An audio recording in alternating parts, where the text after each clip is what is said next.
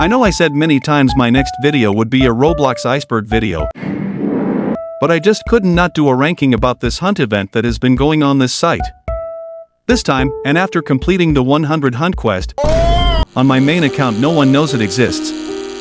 I'm gonna make a top 10 best and worst hunt quests I played. Please remember that this is only my own opinion. You can have yours. You don't need to destroy my life and existence just because you don't agree with me. But before starting, let's make something clear. What do I consider to be a good hunt quest? Hunt quests are an opportunity to developers to introduce new players to their game. That's why, in my opinion, a hunt quest should be related to the main game and not be something completely different from the main gameplay. Also, hunt quests shouldn't be too easy or lame, since giving out easy hunt quests is just a waste to introduce new players to the game. And finally, the badge must feel earned in order to offer players a satisfactory feeling upon being completed. So now that we know what a hunt quest is, today we'll see top 10 best and worst quests in the hunt.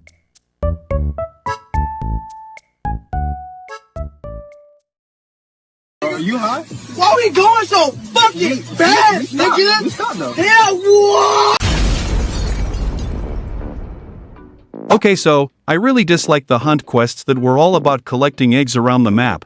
So when I first entered Metro Life Roleplay, I was happy that they actually made a little change to the formula. Well, turns out the change made everything worse. In this game, you have to collect 10 floating orbs using an air balloon, and it sounds fun at first, but thing is, the balloon goes slower than a paralyzed snail, basically making this quest one of the more frustrating ones I played. The orbs are not even hard to spot, but getting to them, holy sh**, you will feel yourself growing older while you get there. At least the typical finding eggs quest requires me to find the eggs. But here, I was with my brain turned off the whole time.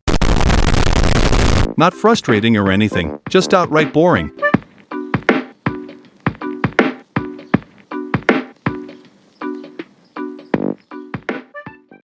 I don't wanna work, I just wanna bang on this mug all day. Many actually have gaslighted themselves into thinking the quest in this spot is not only good, but one of the best ones. And okay, I get it, if you just want to be done as soon as possible, then this quest must be what you want. But to someone who actually wants to have fun, the Snowboard Obby is a spit to the player. And yeah, I know they changed it due to drama, but again, I'm ranking the quests based on my own experience. And when I first played this, I only was required to play for 15 minutes. You can feel how little the developers cared about making the badge. And what do you have to do exactly? Well, play 15 minutes. You can literally just stand still, and you'll get the badge before the game kicks you out for being inactive. I've seen many people claim too this has to be the worst one, but to be fair, I would do this badge any day over some of the more annoying ones. It didn't frustrate me, it didn't make me angry or bored, it's just nothing, this badge is nothing, and I refuse to talk more about it. I don't think you have any idea how fast I really am. I'm fast as boy. In here we find another badge that has been praised by many only for how quick it can be done. Because seriously, I want to really believe that the developers of Legends of Speed forgot to add a final 0 to the amount of steps you gotta walk. At least in the Snowboard Obby you had to be in there more than a minute, which isn't the case in here. You can complete this in 1 minute, I'm not joking. The only reason of why is not higher on this list is that it doesn't make me hate the game or frustrates me whatsoever. But still, an absolute waste of time, even if that time were only 30 seconds. Especially knowing that there's so many games out there who would have actually put effort into their quest. A little something for your trouble. Gold, gold, gold, gold, gold. Huh? Oh, it's just a little plastic treasure chest. We already saw that easy lazy quests are no fun. But what happens when we go to the other extreme and deliver a quest that is gonna require you to stay in game for many hours?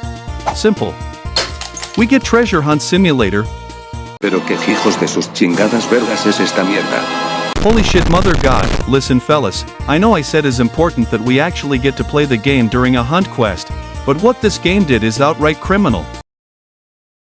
I haven't seen my son in 30 days. Someone please bring me an amethyst treasure, please.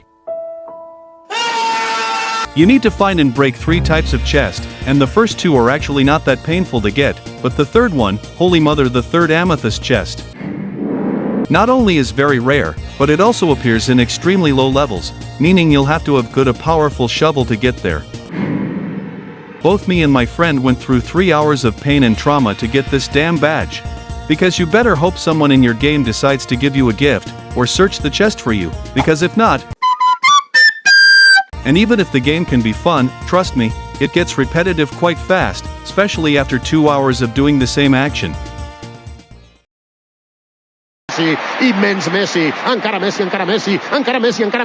Quick question, how do you make a quest randomly hard? Simple. You make the badge involve other players, basically making sure that depending with who you are playing with, the badge can be either done in a few minutes, or in an hour.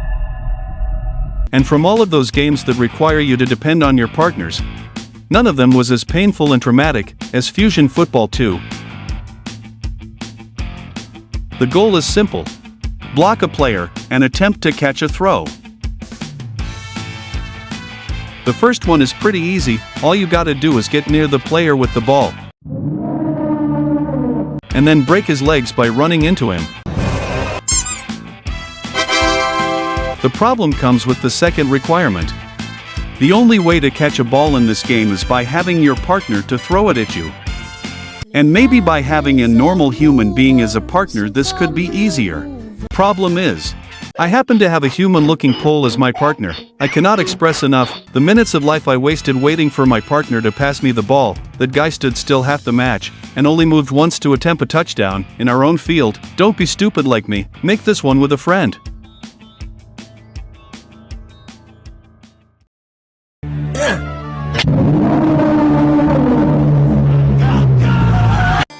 In here we find another badge that will take you either 15 minutes, or an hour, depending with who you share the server with, but in this case, is not your partner, but your enemy's level of skill, the one which will measure how traumatic this quest will be. And in my personal case, yeah, I really disliked my experience in Fruit Battlegrounds.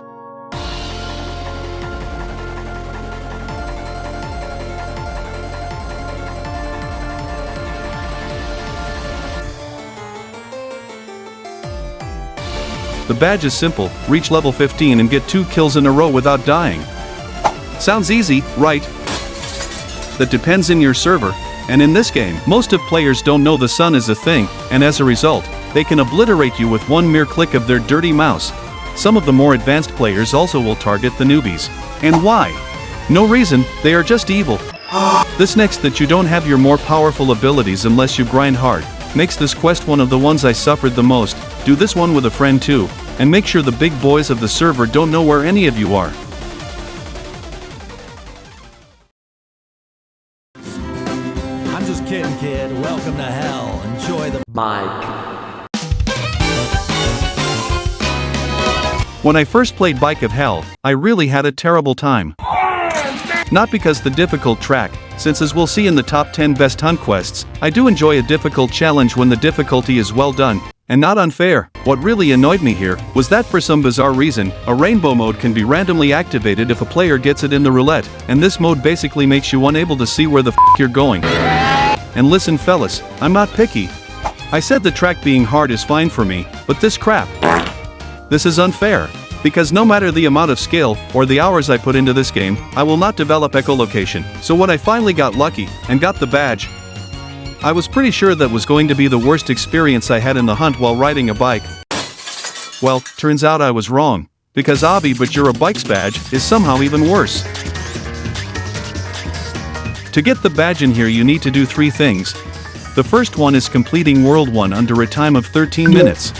Which didn't cost me that much, since I was used beforehand to controlling the bike. However, 13 minutes is a pretty tight time mark, especially for noobs who have never ridden a bike in Roblox. So they will probably need a couple of tries before pulling this one out. The second one consists in getting into the podium on a race. Is it hard? It can be pretty annoying if your opponents are Roblox versions of Eddie Merckx. But I gotta admit that the opponents in this game are not usually as annoying to battle as other games we have seen. Maybe that's just my opinion, maybe I was the pro this time. Who knows? Anyways, so far the quest is long and potentially tedious, so it doesn't make sense that is here, right? Well, there's a third thing you must do to complete the quest, and the main reason of why this badge got so high in the ranking. Complete World 4. If World 1 was somewhat annoying, World 4 in this game will feel impossible for many newbies, since the level in here increases to insane degrees. But that's not the problem, since I do enjoy difficulty, and despite being hard, I wouldn't say World 4 is unfair. The problem is that, to unlock World 4, you must also complete World 2 and World 3. Basically forcing you to be more than an hour only for this requirement alone. Making this an experience that somehow made me miss those quests about finding 30 eggs. One of the worst ones, without a doubt. Who lives in a pineapple under the sea? Fair. The game of this spot in the ranking, and its hunt, have been used many times by some users as an argument of why the hunt was overall mediocre at best. And they do have a point. Because Holy Mother of Neptune is insulting that these types of games, whose all gameplay, if we can call it that revolves about clicking things, made it the way into the hunt, is a crime to the players. And from all of them, the SpongeBob themed is one of the worst ones. Seriously, I cannot express enough what a soul-sucking experience this was. I believe it was been explained enough by many why these types of games are basically cheap cash grabs, forcing players into a dull, boring, simple gameplay. Constantly trying to get money from them. Give me your money. Adding OP items without caring about how could break the gameplay. All of them hidden behind a payment screen. Tricking players into thinking they are going somewhere, that they are getting better at this, quote-unquote, game. When truth is that they are not going anywhere, they are trapped in a loop of clicks, boxes, ads, and gambling. All the areas in the game are the same one, just with a different haircut. You are basically doing the same thing, expecting something to change, but it will never change, it will never let you go. The only reason of why this thing is only at number 3, despite its mediocrity having potential for an easy number 1 in a ranking like this. Careful, SpongeBob! Careful, SpongeBob! Shut up, Patrick! Shut the fuck up! Is because you only need to get to Area 3 to complete the quest. The only good thing about this quest is that you don't need to play the game that much, that's where we are now, and the fact that not only this game, but more rip-offs of it, are in the hunt, is an insult to the community. Roblox, do better. You have my sword. Whoa. This is worthless. It's less than worthless, my boy. Going first, right? No doubts about that. Yes, that thing is the worst thing ever. And second, SpongeBob, I guess. Third, actually. Third? Which game can be worse than fucking Game from SpongeBob? Right. Oh, fuck. Despite this ranking being specifically for the pulling out a sword simulator, truth is more than one game could be in here, because seriously, what a way to kill off the fun. But for some reason, pulling out a sword was the one I suffered the most by far. Maybe it was the fact that for some bizarre reason, pets don't work in the hunt dimension. Do something, cat. Or maybe it was because right before this one, I had done what is in my opinion, one of the best hunt quests by far.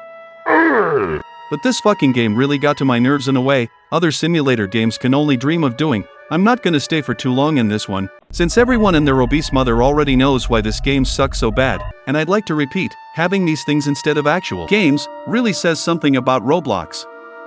But don't you worry, because we still have to see the bottom of the barrel. Are you ready? Because I'm not.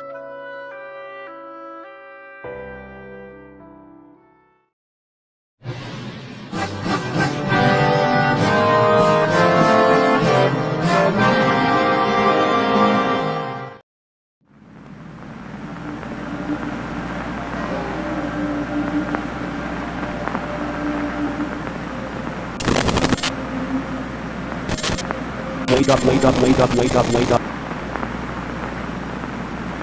Originally, I was only going to make a ranking of the best hunt quest, since I didn't really thought it was a mystery which hunt quests were the terrible ones.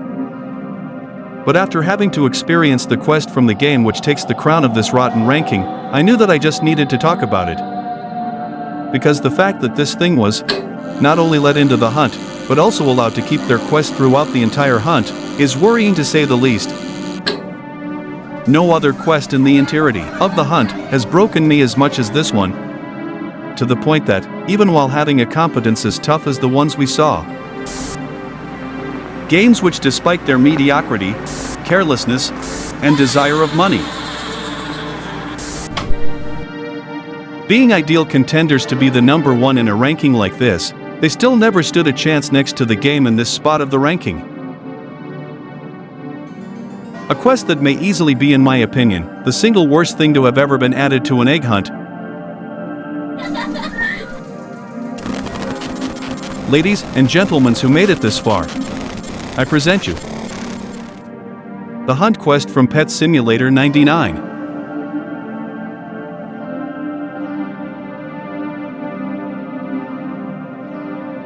What can I even say at this point? I don't really think there are words that can correctly describe how much this experience and this badge have messed my head and well-being. You can claim I am exaggerating, and maybe I am. But please, allow me to try to explain you how I ended like this. Truth is, the thoughts I had could have been caused by other games in this ranking. But unlike them, Pet Sim forces you to be in game for an absurd amount of time, basically making sure you have enough time to process your situation. Because while SpongeBob requires you to reach Area 3, this monstrosity will ask you to get to Area 20.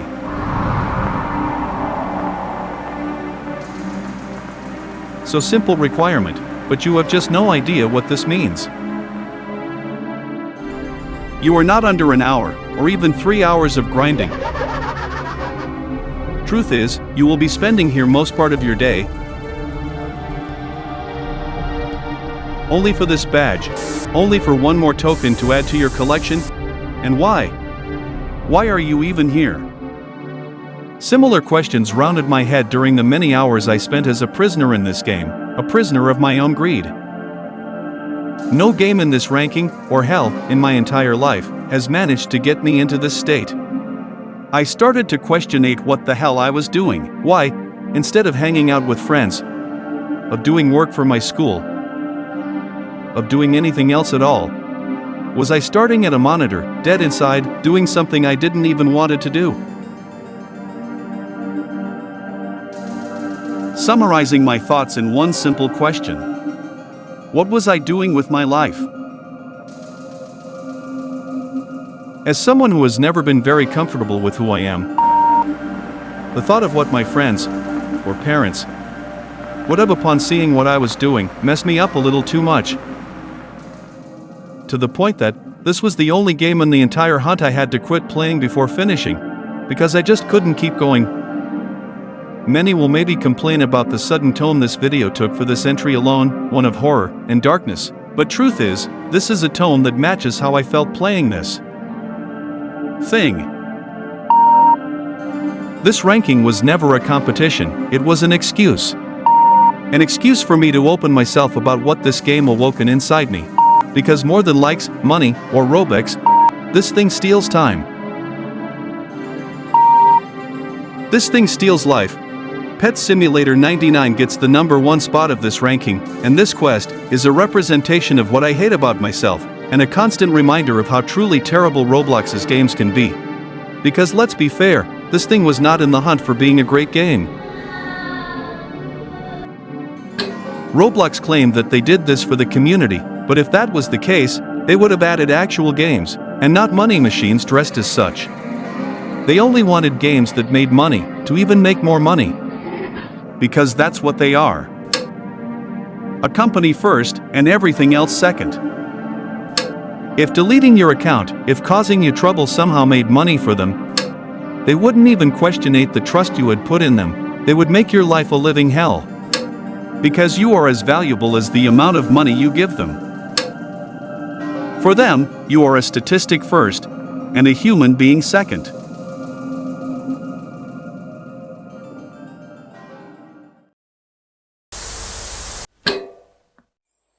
Wow, that was a more depressing ride than I first thought. And trust me, my expectations for a fun ride weren't even high. Anyways, that was all for today's video. And before going, a quick apology for being 2 months without posting anything. I had the terrible idea of working on 2 videos at once, and as a result, I ended up not knowing what to do at all. I'm gonna make sure to post more often from now. In fact, I'm gonna try to post weekly, or at least once per 2 weeks, and not 2 months. With that said, I hope you enjoyed the video, and good night.